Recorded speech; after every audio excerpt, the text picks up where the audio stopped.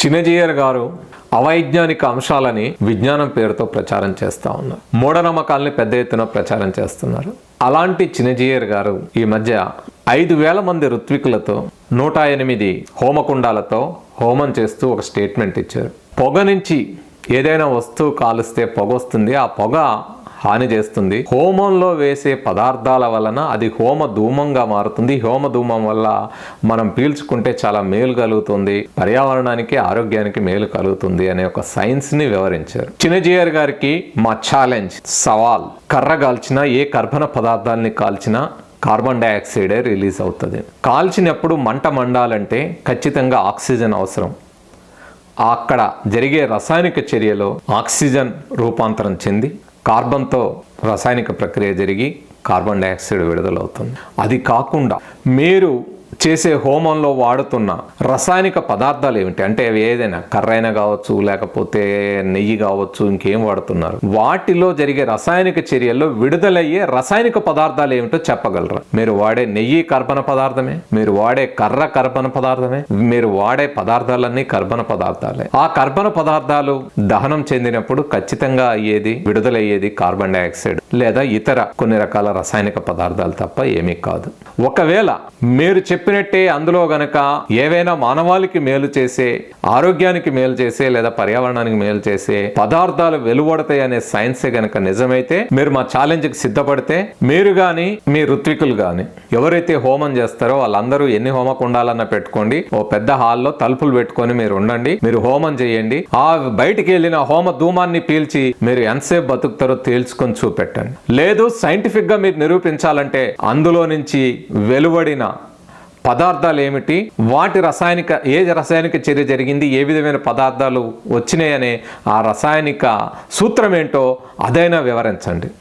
అలా కాకుండా మీరు మీ ఇష్టం వచ్చిన స్టేట్మెంట్ ఇస్తే అది సరైంది కాదు. ప్రజల్లో అవైజ్ఞానిక భావాలు పెంపొందించడానికి, మూఢనమ్మకాలు పెంపొందించడానికి మీరు తీవ్రంగా కృషి చేస్తున్నారు అనేదానికి అది నిదర్శనం అవుతుంది.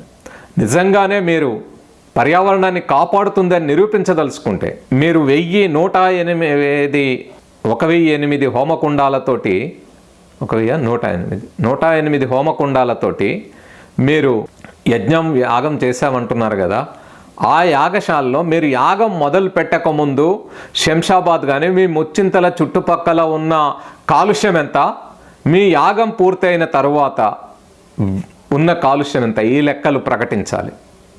ప్రభుత్వానికి కూడా మా డిమాండ్, ఖచ్చితంగా ప్రభుత్వం ఈ వాస్తవ వివరాల్ని వెల్లడించి అందులో ఉండే సత్యాన్ని తెలియజేయాల్సిన అవసరం ఉంది. ఎందుకంటే ఈ యాగాల పేరుతో ఏదో జరుగుతుందని అక్కడికి రాష్ట్రపతి, ప్రధానమంత్రి, ముఖ్యమంత్రులు, గవర్నర్లు, హోంమంత్రి, రక్షణ మంత్రి ఇలాంటి ప్రభుత్వ పెద్దలందరూ వెళ్తున్నారు. కాబట్టి రాజ్యాంగంలోని ఆర్టికల్ 51A ఏదైతే పౌరుల ప్రాథమిక బాధ్యత చెప్పిందో, వైజ్ఞానిక దృక్పథాన్ని, వైజ్ఞానిక పరిశీలన స్ఫూర్తిని, మానవత్వాన్ని, సంస్కరణాభిలాషను పెంపొందించడం, మానవవాదాన్ని, సంస్కరణాభిలాషను పెంపొందించడం పౌరుల ప్రాథమిక బాధ్యత అని చెప్పిన 51A it is the fundamental duty of citizens of India.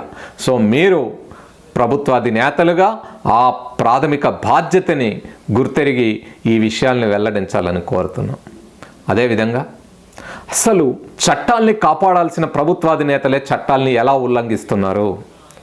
ఎయిర్పోర్టుకి, అంతర్జాతీయ విమానాశ్రయానికి 20 కిలోమీటర్ల పరిధిలో 40 మీటర్ల కంటే పైన, 45 మీటర్ల కంటే పైన ఎట్టి పరిస్థితుల్లో అంతకంటే ఎత్తైన కట్టడాలు కట్టకూడదు అనే నిబంధనావళి, సివిల్ ఏవియేషన్ నిబంధనావళిని భారత ప్రభుత్వం రూపొందించింది కదా. అంతకంటే పెద్దగా ఉంటే ప్రమాదాలు సంభవిస్తాయని చెప్పారు కదా.